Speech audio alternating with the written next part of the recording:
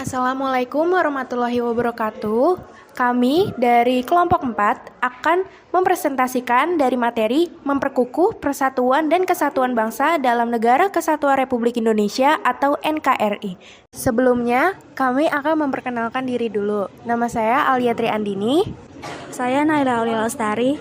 Saya Jadina Rostriana. Saya Nisanur Rahmadani. Saya Farah Kamila. Saya Alia Rahmadina. Nama saya Valentin Joan. Saya Fitria Salma. Saya Senokta Ramadhani. A. Makna persatuan dan kesatuan bangsa. Yang pertama itu ada arti dari persatuan dan kesatuan. Persatuan secara sederhana berarti gabungan dari beberapa bagian menjadi sesuatu yang utuh. Atau dengan kata lain, persatuan itu berkonotasi disatukannya bermacam-macam corak yang beragam ke dalam suatu kebulatan yang utuh.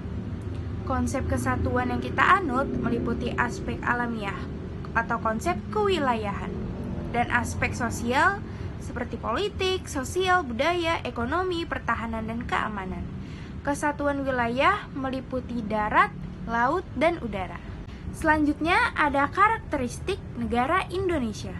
Yang pertama, karakteristik negara Indonesia itu adalah negara kepulauan yang pengertiannya adalah suatu wilayah lautan yang ditaburi pulau-pulau besar dan kecil.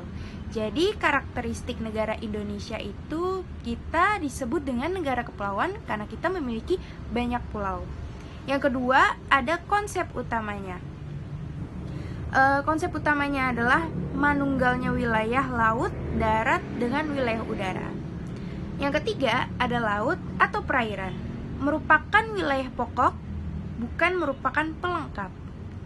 Dan yang terakhir ada laut merupakan bagian yang tidak bisa dipisahkan dari daratan, bukan pemisah antara daratan dan pulau yang satu dengan pulau yang lainnya.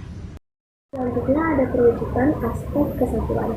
Yang pertama itu perwujudan kepulauan Nusantara sebagai satu kesatuan politik di mana bahwa Nusantara yang memiliki berbagai suku, agama, ras, dan lain-lain itu merupakan sebuah kesatuan yang bulat dengan arti seluas-luasnya. Yang kedua itu perwujudan kepulauan Nusantara sebagai satu kesatuan ekonomi. Wilayah Nusantara adalah modal dan milik bersama bangsa. Keperluan hidup sehari-hari juga perlu tersedia merata di seluruh wilayah tanah air kita. Yang ketiga adalah perwujudan kepulauan Nusantara sebagai satu kesatuan sosial budaya. Budaya Indonesia itu kan hakikatnya adalah satu.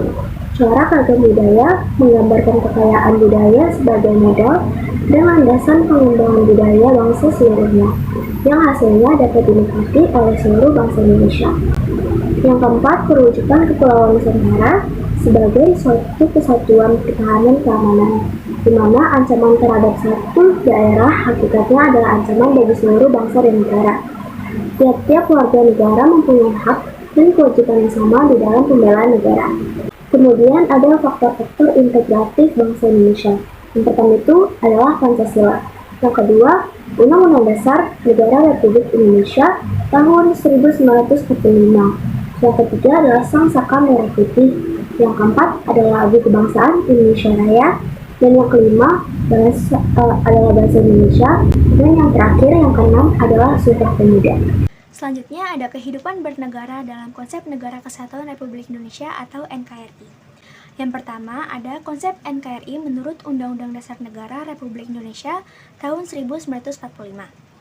Pasal-pasal dalam Undang-Undang Dasar Negara Republik Indonesia tahun 1945 telah memperkukuh prinsip Negara Kesatuan Republik Indonesia dan tidak sedikit pun mengubah Negara Kesatuan Republik Indonesia menjadi negara federal. Pasal 1 ayat 1 Undang-Undang Dasar Negara Republik Indonesia tahun 1945 yang merupakan naskah asli mengandung prinsip bahwa negara Indonesia ialah negara kesatuan yang berbentuk republik.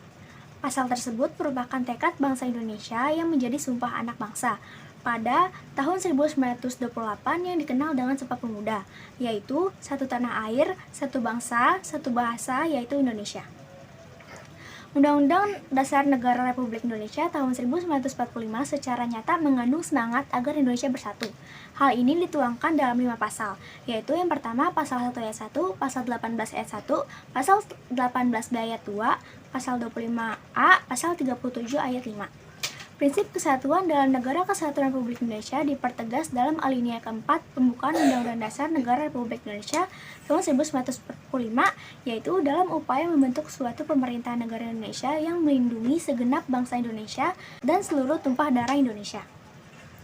Pembentukan pemerintahan negara Indonesia yang melindungi segenap bangsa Indonesia dan seluruh tumpah darah Indonesia bertujuan untuk memajukan kesejahteraan umum, mencerdaskan kehidupan bangsa, dan ikut melaksanakan ketertiban dunia yang berdasarkan kemerdekaan, perdamaian abadi, dan keadilan sosial.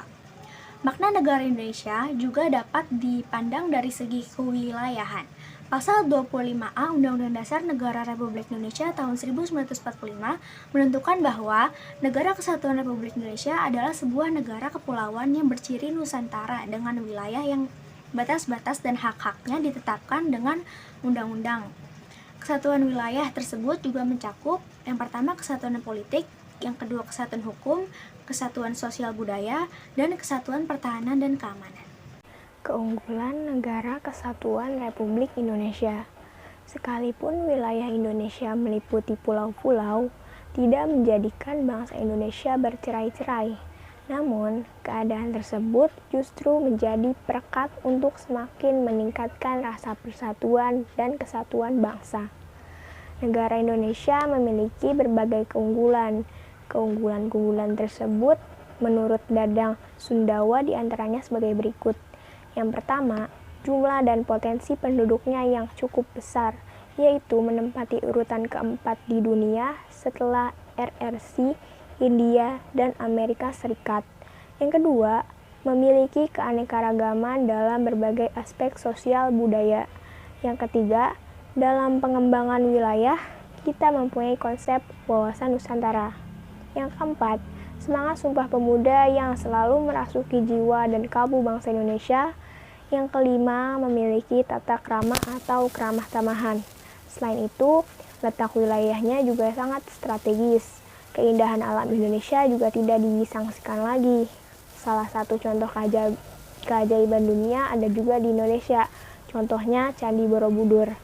Dan wilayahnya yang sangat luas, yaitu 5.193.250 km persegi. Tanahnya amat subur dan kaya akan sumber alam.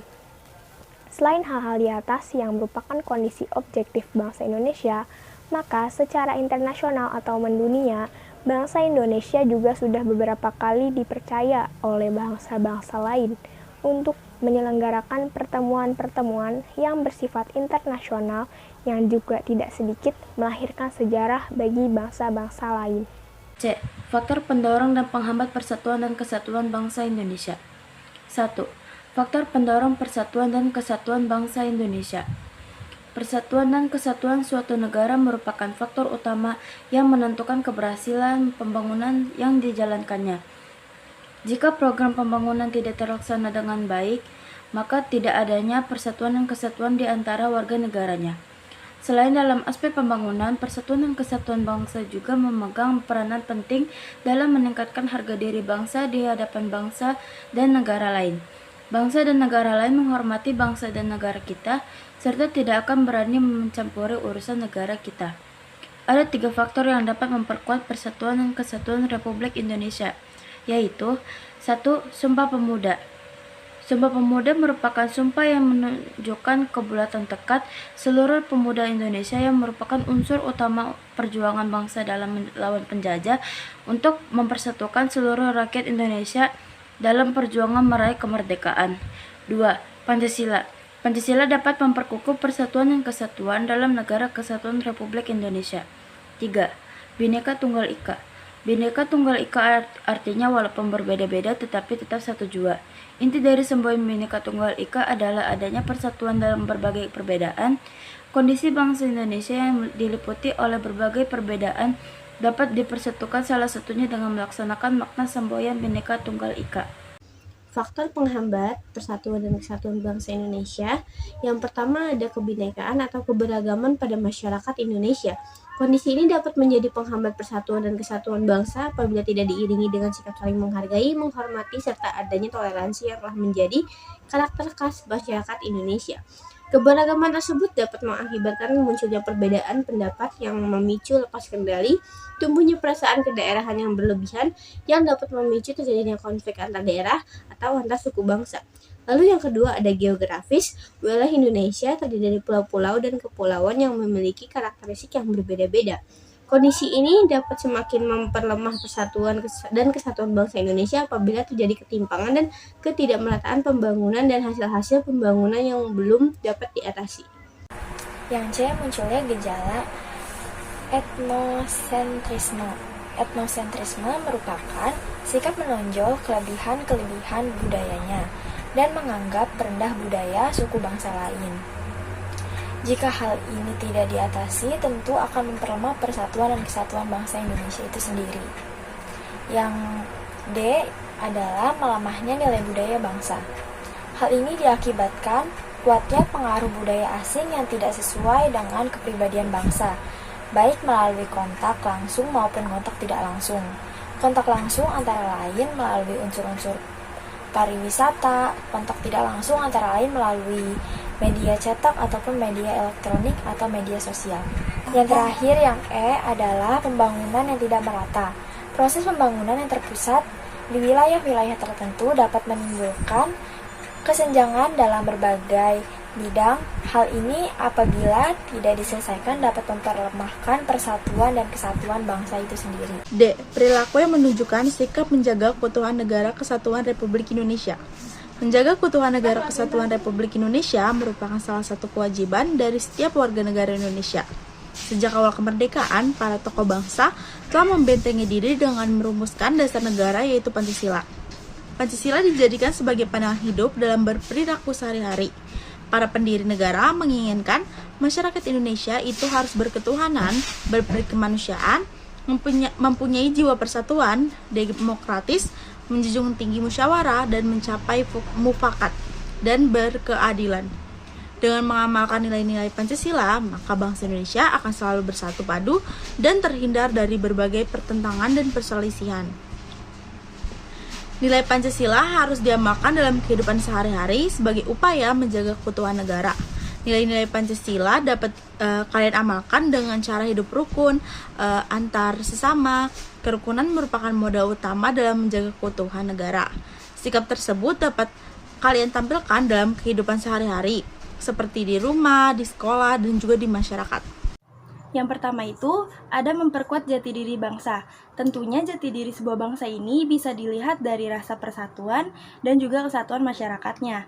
Jika rasa persatuan mereka ini makin kokoh, juga akan memperkuat jati diri bangsa itu sendiri. Yang kedua ada memperkuat ketahanan nasional. Sifat nasionalisme sebuah bangsa sangat bergantung pada persatuan dan juga kesatuan yang ada di dalamnya. Yang ketiga, mewujudkan kehidupan yang selaras. Dengan kita hidup bersatu dan juga saling menjaga, tentunya kehidupan masyarakat itu akan lebih terjaga dan juga lebih selaras. Lalu ada gotong royong terlaksana dengan baik, rasa saling tolong-menolong, kerukunan terjaga, dan terhindar dari konflik serta terciptanya suasana yang damai. Sekian presentasi dari kelompok kami, kurang lebihnya mohon maaf. Wassalamualaikum warahmatullahi wabarakatuh.